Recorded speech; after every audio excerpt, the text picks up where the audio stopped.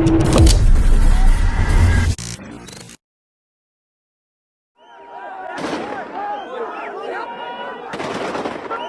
तो हम जाएंगे ज़रूर अपने देश, अपने मकान में का सब कुछ तो हमने सह लिया है।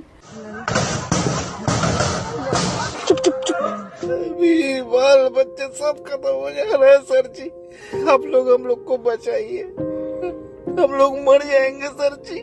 सब कुछ खत्म कर दे रहा है।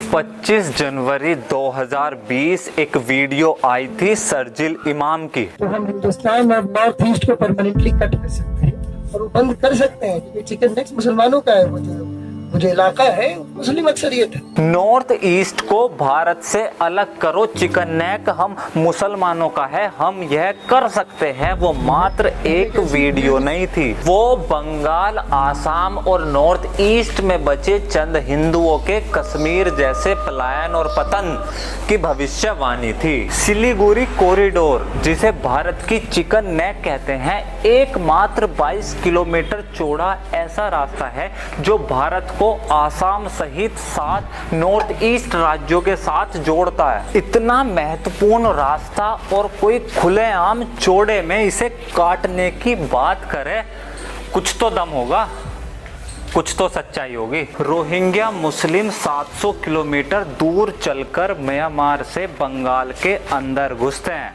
ये वही रोहिंग्या है जो राखाइन म्यांमार में हिंदुओं का कत्लेआम करते हैं। ईस्ट पाकिस्तान 25% हिंदू थे जब बंगाल का बंटवारा हुआ। आज उसी बांग्लादेश में केवल 8% हिंदू बचे हैं। सबसे ज्यादा इलीगल इमिग्रेंट कागज नहीं दिखाए गए वाली जमात इसी बांग्लादेश से बंगाल और आसाम में घुसती है। भारत और हिंदू विरोधी आतंकवादी संगठन जमात मुजाहिदीन और हुजी दोनों बांग्लादेश छोड़ वेस्ट बंगाल को अपना फेवरेट स्पॉट बना चुके हैं। 7 नॉर्थ ईस्ट राज्यों में से 5 राज्यों में हिंदू पहले ही माइनॉरिटी में हैं और केवल अल्पसंख्यक नहीं हैं, हम गिनतियों में हैं। बस मात्र एक राज्य बचा है, आसाम। 1950 में असम के अंदर 25% मुस्लिम थे और आज 2021 में असम की जनसंख्या का 40% मुसलमान है। असम की ऑफिशियल लैंग्वेज है असमीज, लेकिन असम के 14 मिलियन मुस्लिम में से 10 मिलियन मुसलमान बंगाली भाषा बोलते हैं, जो वेस्ट बंगाल और बांग्लादेश की ऑफिशियल आधिकारिक भाषा है। और ये महज एक कोइंसिडेंस, संयोग नहीं है कि बंगाल और बांग्लादेश से सटी आसाम की 11 डिस्ट्रिक्ट आज पूर्णतया मुस्लिम मेजोरिटी हो चुकी है। बिल्कुल यही सेम पैटर्न बिहार में है। बिहार की एवरेज मुस्लिम पॉपुलेशन 17% है, लेकिन वो डिस्ट्रिक्ट जिनकी बॉर्डर बंगाल से सटी है, जिसे मुख्यतः सीमांचल वाला क्षेत्र कहते हैं, वहाँ की मुस्लिम आबादी 17 नहीं 47% है। बंगाल के बस 2 डिवीजन्स की बात करेंगे, जलपाईगुड़ी और मालदा। इन दोनों डिवीजन्स की बॉर्डर मिलती है बांग्लादेश से, तो स्वाभाविक है कि ये दोनों जगह मुस्लिम बहुल आबादी वाली होगी। और यही खास बात है बंगाल और बंगाल के इन दोनों डिवीजन्स की। रोहिंग्या म्यांमार से बांग्लादेश के रास्ते 700 किलोमीटर दूर चलकर कहाँ आते हैं? बंगाल के जलपाईगुड़ी और मालदा डिवीजन में। बांग्लादेश से इलीगल इमिग्रेंट्स भारत में कहाँ घुसते हैं? बंगाल के इन दोनों डिवीजन्स में। जमात उल मुजाहिदीन और हुजी जैसे आतंकवादी संगठन जिनके लिंक तालिबान और अल-कायदा से है, भारत में ऑपरेट कहाँ से करते हैं? बंगाल के इन्हीं दोनों डिवीजन से। Militant groups, Naxalite, Maoist, anti national elements, left leaning rebellion groups, इन सब का फेवरेट स्पॉट कौन सा है? बंगाल के ये दोनों डिवीजन ही। इसलिए 25 जनवरी 2020 की रात शर्जील इमाम का वो भाषण, वो वीडियो महज कोई एक मजाक या कोई परिकल्पना नहीं थी। वो हमारे इस गाल पर जोरदार तमाचा और इस चेहरे के सामने असलियत, हकीकत, हमारा क्या वजूद बचा है और और हम क्या खो चुके हैं उसकी असलियत का आईना था। मकसद बहुत बड़ा और बेहद साफ है कि कुछ भी करो लेकिन किसी तरह भारत के अंदर अस्थिरता पैदा करो, भारत को उसके नॉर्थ ईस्ट राज्य से अलग करो, असम को बांग्लादेश में, अरुणाचल प्रदेश को चाइना में और कश्मीर को पाकिस्तान में जोड़ो, बंगाल को कम्युनिज्म और भारत को शरिया कानून पर शासन करो। ये मकसद पूरा होता है बंगाल से बंगाल के सिलीगुड़ी कॉरिडोर चिकन नेक से। इसी कॉरिडोर के नीचे मालदा, इसके राइट में बांग्लादेश, लेफ्ट में बिहार का सीमांचल रीजन और ऊपर में जलपाईगुड़ी और उसके ऊपर सबसे बड़ा की प्लेयर चाइना। बस कुछ साल और जब इस देश का तथाकथित बहुसंख्यक हिंदू अपनी नींद से जागेगा तो गायब हो चुका होगा केवल बंगाल से नहीं,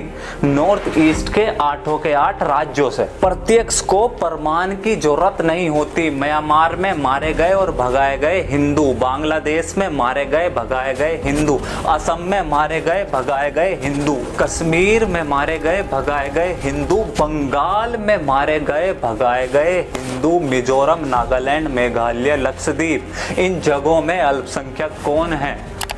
हिंदू। इतिहास केवल घटनाओं को शब्दों में पिरोने के लिए नहीं लिखा जाता, बल्कि आने वाली पीढ़ी भविष्य में होने वाले संभावित खतरों के लिए तैयार हो और हम कौन हैं उसे इस बात का ज्ञान हो, इसलिए लिखा भी पढ़ाया भी जाता। आज भी सेमिनार्स लेक्चर के अंदर 19 जनवरी 1990 कश्मीर की वो रात गूंजती है, इसलिए नहीं कि हम किसी विशेष वर्ग समुदाय से नफरत करें या बदले की भावना के साथ जिए, बल्कि इसलिए गूंजती है कि हमें याद रहे कि इस देश का संविधानीकृत सेकुलरिज्म किन खास विशेष परिस्थितियों में अपना दम तोड़ देता है। वो रात आज भी इसलिए गूंजती है कि हमें याद रहे कि संविधान की शपथ लेने वाले हमारे मसीहा बनने वाले नेता किन खास विशेष परिस्थितियों में हमें मरने छोड़ देते हैं। माना आप मौजूद नहीं थे, इंटरनेट नहीं था, सोशल मीडिया की ताकत नहीं थी, इसलिए कश्मीर की उस रात आप हिंदुओं का नरसंहार नहीं रोक सके। 3 मई 2021 आप थे, इंटरनेट हाई स्पीड था, सोशल मीडिया सहित पूरे देश की मीडिया मौजूद थी, हर एक लोकव्याप्त जल कल्याणकारी नेता मौजूद था और सबकी आंखों के सामने एक एक घर को चिन्हित करा, मारा और भगाया। जो माँ बहन बेटी मिली रेप करा और रेप करा, जो दुकान मिली लूट ली, जो घर दिखा तोड़ दिया। ऐसा लगा जैसे कश्मीर की वो रात फिर से बंगाल बनकर चीख उठ खड़ी हो। और यह देश, क्या इस देश का चुनाव आयोग सबसे बड़ा लोकतंत्र उसी अल्पसंख्यक समूह के बहुसंख्यक बनने पर चहेते संविधान के प्रियम्बल में लिखे सेकुलर शब्द और जनसंख्या में उनकी आबादी का हिस्सा कितना है उसे लोकतंत्र की राजनीति का आधार नहीं बनाएगा? अगर ऐसा नहीं है तो 70 साल बाद आज भी कश्मीर की राजनीति में हम कहाँ हैं? सीमांचल, जलपाईगुड़ी, मालदा, आसाम के वेस्टर्न डिस्ट्रिक्ट्स में हम कहाँ हैं? हमारे वो अपने घर कहाँ हैं? 1 महीना नहीं लगा इस देश को, संविधान को, लोकतंत्र को, नेताओं को, सोशल मीडिया के आपके क्रांतिकारियों को बंगाल बुलाने में। हमारी जमीन, हमारी इज्जत, हमारी औरतों की अस्मिता का नंगा नाच भुलाने में। पूछो उससे पहले नींद से उठो और देखो हमारे वो अपने घर कहाँ हैं, हमारा वो भारत देश कहाँ है? ये वहम दिमाग से निकाल दो कि इतनी बड़ी गुलामी के बाद आज तक हमारा कोई कुछ नहीं बिगाड़ पाया। अफगानिस्तान हमारा था, आज नहीं है। पाकिस्तान हमारी जमीन थी, आज नहीं है। बांग्लादेश हमारा हिस्सा था, आज नहीं है। और ऐसा ना हो कि जिस वहम